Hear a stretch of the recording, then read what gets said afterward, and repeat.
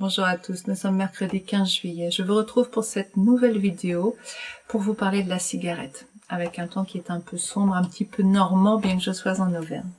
Ça, c'est pour le clin d'œil. La cigarette. Alors, comme d'habitude, ce n'est pas la vérité, ni une vérité scientifique établie dont je vais vous parler, mais peut-être que ça s'appuie sur certaines choses que j'ai entendues, c'est surtout mon angle de vue. Vous en faites ce que vous en voulez à partir de là. Ça peut vous donner des pistes de travail, mais ça peut aussi, vous pouvez trouver aussi que ça n'a aucun sens ce que je vous raconte, vous en avez tout à fait le droit. Alors, je vais vous parler de la cigarette. Qu'est-ce que je vois derrière la cigarette? Plusieurs choses. C'est pour ça que je voulais vous en parler. Des choses plus évidentes, des choses moins évidentes. En espérant que je ne vais rien oublier. La première chose que je vois, c'est la plus évidente, c'est celle que l'on connaît, j'ai envie de dire, et dont on parle, c'est le fait d'effectuer une succion sur la cigarette. On dit bien, quand on parle de façon un peu ergotique, téter sa cigarette. Faire une succion, téter, mettre quelque chose dans la bouche, là, et aspirer. Ça a quelque chose de... Je vois ça comme assez reptilien par rapport à notre cerveau reptilien, notre cerveau primaire, où on est dans le réflexe de l'enfant. Pour se réconforter. Il tète sa totote, sa sucette, le sein de sa mère, il tète quelque chose et ça le réconforte. Donc on est presque, je dirais, dans un réflexe primaire. Première chose. Peut-être que derrière ça, peut-être qu'on tète sa cigarette pour ne pas se remplir de nourriture, de lait, de nourriture donc. Peut-être que l'on tète sa cigarette, et moi quand j'étais fumeuse, il y avait quelque chose effectivement, je préférais fumer que manger, et je pouvais très bien fumer, j'ai fumé jusqu'à 3 paquets par jour, je pouvais très bien fumer et arrêter de manger avec toutes les drogues qu'il y a dans la cigarette, ça ne me posait aucun problème. Donc, peut-être qu'il y a quelque chose dans cet ordre-là. Je m'autorise à m'en remplir de fumée, mais je ne m'autorise pas à me remplir de nourriture. Bien évidemment que se remplir de fumée et se remplir de quelque chose qui nuit à notre respiration, et on le sait très bien, fumer tue, il y a derrière le fait de fumer un acte profondément autodestructeur. À l'heure actuelle, là où j'en suis, ça ne me viendrait, mais c'est même pas que ça me viendrait pas à l'esprit, c'est à 1000 lieues de moi que de vouloir prendre une cigarette. J'ai fumé, arrêté, refumé, arrêté plusieurs fois. Et là, c'est vraiment pas une histoire de volonté, c'est juste que c'est pas du tout dans mon monde. Et quand j'étais dans ce monde-là, il y avait effectivement une pulsion autodestructrice à l'intérieur de moi. Cette pulsion autodestructrice, c'est ce côté « je n'ai pas de valeur, je ne mérite pas de vivre, je ne mérite pas de m'aimer, etc. » Vous voyez? Il y a quelque chose de cet ordre-là. Donc bien évidemment, et j'en suis convaincue, quand on avance sur son chemin de vie en déconditionnant les croyances mentales, parce que c'est la façon dont je travaille, en déconditionnant ces croyances mentales qui nous empêchent d'accéder à l'estime de soi, au plaisir, à la jouissance de la vie, au simple fait d'être heureux d'être, eh bien, c'est très compliqué d'arrêter la cigarette. C'est compliqué d'arrêter l'autodestruction puisqu'elle est en place dans notre corps. Si je mange, c'est plus positif quelque part se gaver de nourriture que se gaver de goudron, de tabac, de fumée. Évidemment, les excès sont toujours négatifs puisqu'ils sont pilotés par notre négatif qui nous pousse vers là. Mais il y a quelque chose de plus vivant. La nourriture est nécessaire à la vie. La fumée et les goudrons, c'est pas quelque chose qui est nécessaire à la vie. Donc il y a vraiment quelque chose là qui est à régler. Je ne m'autorise pas à manger, ou alors je mange avec négativité. Je ne veux pas parler de la nourriture, mais visiblement j'y vais. Je fais un petit aparté. Peut-être qu'un jour je parlerai clairement du sujet manger. Manger ou se gaver de nourriture, ce sont deux choses très différentes. mais je vais pas m'étendre là-dessus. Donc, quand je fume, je suis dans l'autodestruction. Et en même temps, je suis dans téter cette cigarette qui me procure un sentiment primaire de sécurité intérieure. Bref, succinct, mais bon, il y a ce moment-là pour la partie la plus animale, mais pas au sens des animaux, vous voyez, le plus primaire à l'intérieur de moi. Troisième point. Il me semble assez évident, de mon point de vue, que quand on fume, en réalité, qu'est-ce qu'on a envie aussi, après, en plus des deux choses, c'est de respirer. Ça paraît dingue, de s'étouffer pour pouvoir respirer, mais en fait, fumer une cigarette, c'est prendre un temps pour soi. C'est une stratégie complètement inadaptée puisqu'on est dans l'autodestruction, mais n'empêche que c'est la seule qu'on est capable de trouver pour se prendre un temps pour soi. Alors il y a cigarette et cigarette. Quand on en est à 3 paquets par jour, comme je l'étais, un temps pour soi, toutes les cigarettes ne sont pas un temps pour soi. Il y a des réflexes, il y a des, comment dirais-je, des habitudes qui sont mises en place, et puis il y a du pilotage, surtout par notre négatif, pour aller dans cet excès-là. Mais regardez la cigarette d'après-repas. Elle est dure à évacuer, celle-ci. Parce que c'est le moment où, paf, on se pose et on déguste. Ce côté, je me pose, je déguste, je sors du boulot, je prends 10 minutes de pause, j'allume une cigarette, une clope. Et ben en fait, ça me dit, voilà, c'est la stratégie que j'ai trouvée pour me reconnecter à moi-même. Alors effectivement, est-ce que c'est efficace? Beaucoup moins que de prendre un instant pour respirer profondément. Et peut-être que si vous avez envie de fumer, peut-être que si vous preniez 5, 7, 12 respirations profondes, j'ai pas dit une seule, marquée, ça ferait déjà du bien. Mais essayez de pousser un peu. Et voyez si au bout de 5, 7, 12 respirations profondes, l'envie est aussi forte. Ou si en fait vous avez nourri en partie ce besoin intérieur de prendre un temps pour vous reconnecter. Il y a évidemment la partie drogue dans la cigarette. C'est une addiction physiologique aussi, avec toutes les cochonneries qu'ils mettent dedans à l'heure actuelle. Ça n'a plus rien à voir avec la cigarette des années 50. Je ne sais pas si vous le savez, les années 50-60, surtout 50, les médecins prescrivaient la cigarette pour les maux de gorge. Il y a plein de gens qui ont commencé à fumer dans les années 50. D'ailleurs, regardez les films de cette époque. Tout le monde fume. C'était le tabac, ça fait du bien à la gorge, ça éclaircit la voix. Il y a des chanteurs qui fumaient, voilà, pour se faire du bien aux cordes vocales. C'est sûr que maintenant, ce n'est pas non plus le même tabac qu'à l'époque.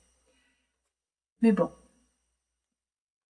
nous avons évolué aussi dans notre rapport par rapport à ce médicament fantastique. N'en est pas un en réalité. Alors, le dernier point, peut-être il y a d'autres choses qui vont sortir, au sujet de cette cigarette. Donc je prends une pause. Je me retrouve enfant en train de téter ma mère, ce qui me procure un sentiment de bien-être intérieur. J'ai ma drogue, donc mes hormones de plaisir, mes endorphines sont sécrétées. Et puis j'ai oublié le premier point, je crois, par lequel j'ai commencé. À vous de mettre ce qui manque là dans le bilan de ce que je vous ai déjà dit. Et je vais rajouter donc une chose. Qui est, je crois que la cigarette, elle cache aussi quelque chose de l'ordre du recevoir. Quand je fume, je laisse donc rentrer quelque chose à l'intérieur de moi. Ça pourrait être de l'air pur. Ça pourrait être éventuellement de la nourriture. Ça pourrait être surtout de l'amour. Mais il est fort probable que si je fume, c'est que j'ai des difficultés à recevoir. Il me paraît évident que si j'étais apte à recevoir, je serais apte à m'aimer, puisque c'est la même chose. C'est juste dire oui. dire oui avec une ouverture, sans aller dans l'excès de dire oui à tout et de tout laisser rentrer en soi. J'aime tout le monde, j'aime tout, je dis oui. Et je finis, j'attrape des maladies et je finis et je me fais tabasser dans un coin de rue parce que je veux sauver le monde entier. Dans l'équilibre, toujours dans l'équilibre. Mais si je fume, c'est que je n'ai pas d'amour pour moi. Comment je pourrais avoir de l'amour? Du mal ce soir. Comment pourrais-je avoir de l'amour pour moi et vouloir m'autodétruire? Il y a une incohérence là-dedans. On sait bien qu'on s'autodétruit quand on fume. On n'est plus inconscient comme dans les années 50. Donc si on en est à fumer, c'est que on ne s'aime pas. Si on ne s'aime pas, c'est qu'on a un chakra du cœur qui est fermé. Et si on a un chakra du cœur qui est fermé, on ne peut pas recevoir. On a fermé. Vous comprenez? Alors le chakra du cœur, il a un côté avant dans le donner et un côté arrière dans le dos pour le recevoir. C'est pas exactement la même chose. Mais globalement, quand je ferme, je ferme.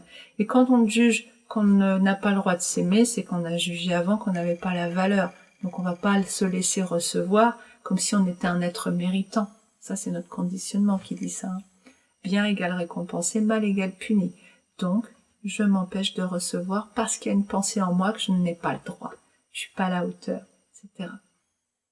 Et quand je fume, eh bien, même si c'est totalement inconscient, il me semble qu'il y a quelque chose de l'ordre du recevoir qui s'autorise. Même si c'est de la mort que je m'autorise. Inconsciemment,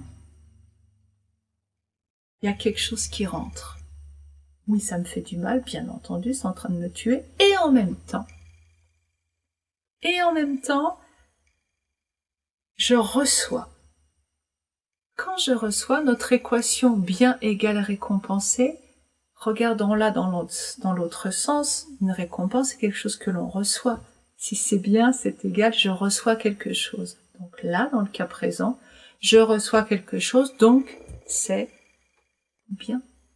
Donc je suis quelqu'un de bien, quelqu'un de méritant. Peut-être que la cigarette, elle cache aussi cette idée, enfin c'est pas elle cache une idée, peut-être c'est une stratégie totalement inconsciente pour nous permettre de se sentir valorisés par le fait de fumer. Je reçois quelque chose, donc inconsciemment, mon estime remonte. Et regardez, quand on commence à fumer, alors qu'on sait que ça tue des gens, quoi, on le sait, eh bien on se montre le plus possible. Quand j'ai commencé à fumer, en terminale, alors que j'étais super sportive et que je ne buvais pas et que etc. J'avais une vie bien saine. Et bien évidemment que la première cigarette, je me suis exercée en douce un peu pour voir, mais quand même voir si mes copains me voyaient un petit peu et venaient me trouver. Voilà, bah, tu fumes. Et après, on se regarde fumer devant la glace, on se montre, on sort son paquet, t'en veux. Il y a vraiment quelque chose de social, de la représentation. Je suis fumeuse.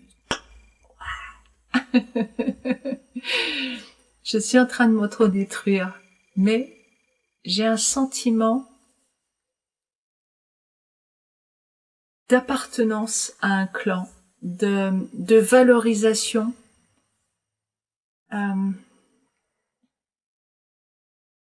Intérieurement, je ne suis pas n'importe qui, je ne suis pas rien, je suis une fumeuse et je me sens valorisée par cela. Si on regarde au fond des choses, est-ce que vous imaginez quelqu'un qui prend un fouet, un martinet et qui s'auto-flagelle tous les jours et qui se montre dans la rue, regardez, je m'auto-flagelle, on trouverait ça débile, on dirait qu'il est fou. Et pourtant, les fumeurs paradent quelque part avec leur cigarette à la main, ça leur donne un sentiment de. Et peut-être que ce sentiment, comme je vous le disais tout à l'heure, est lié au fait qu'ils ont l'impression d'être récompensés. Et que donc recevoir de la fumée mortelle, c'est quelque chose qui leur fait penser que ce sont des gens qui ont de la valeur. Oui, ça n'a aucun sens quand on regarde les choses sous cet angle-là. Peut-être peut-on remplacer cette cigarette par un autre type de récompense, mais surtout, et respirer de l'air pur, de bonne qualité, peut-être une bonne récompense si vous le faites en conscience. Mais effectivement, on peut décider d'arrêter de fumer. On peut décider d'arrêter de fumer tout en gardant son conditionnement. Je l'ai fait, comme plein de gens. J'ai arrêté de fumer, donc plusieurs fois. Quelques années, en général. Et j'avais toujours aussi peu d'amour en moi. J'avais cette dureté encore. Ce côté autodestructeur, il était là. Mais il venait prendre d'autres stratégies, d'autres voies.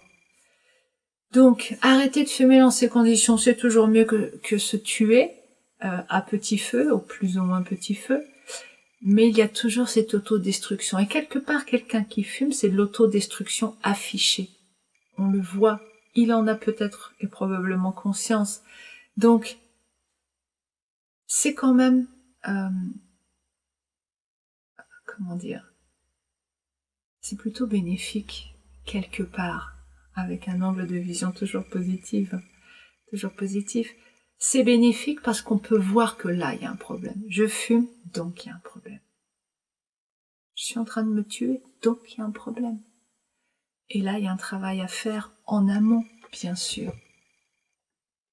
On ne peut pas se dire je fume et tout va bien. C'est pas possible. Je vais m'arrêter là pour aujourd'hui sur la cigarette. Pensez à respirer. Que vous soyez fumeur ou non fumeur, pensez à respirer. En conscience. Profondément, lentement. En mettant autant que possible. Il y a une chose, un aparté, mais il y a une chose qui m'a toujours frappée quand je fais du bien-être, des séances de bien-être avec les gens, c'est de voir que certaines personnes respirent de façon frénétique est peut-être pas le mot, mais sans temps de pause. C'est-à-dire qu'ils respirent comme respire mon chat quand il a coursé une souris. Alors peut-être moins vite, mais juste aller, venir, il n'y a pas un moment que ça se pose. Et vraiment, je vous invite à allonger ces temps de pause. Inspirez, une pause. Expirez, pause. Ne cherchez pas à contrôler, à compter, à vouloir maîtriser vos temps de pause. Ne cherchez pas à prendre beaucoup d'air. Juste posez cette intention. Peut-être qu'il y a des fois, vous allez faire... Parce qu'à l'intérieur, si ça pose pas, c'est qu'il y a de la panique, c'est que justement, il n'y a pas de temps de pause autorisé dans votre vie. De pause, de dépause, qui êtes-vous? C'est dans ces silences-là que vous allez le trouver. C'est dans ces moments-là que vous allez vous rencontrer, dans ces moments de suspension, où un espace s'ouvre. Je vous souhaite une bonne respiration et je vous dis à la semaine prochaine. Au revoir.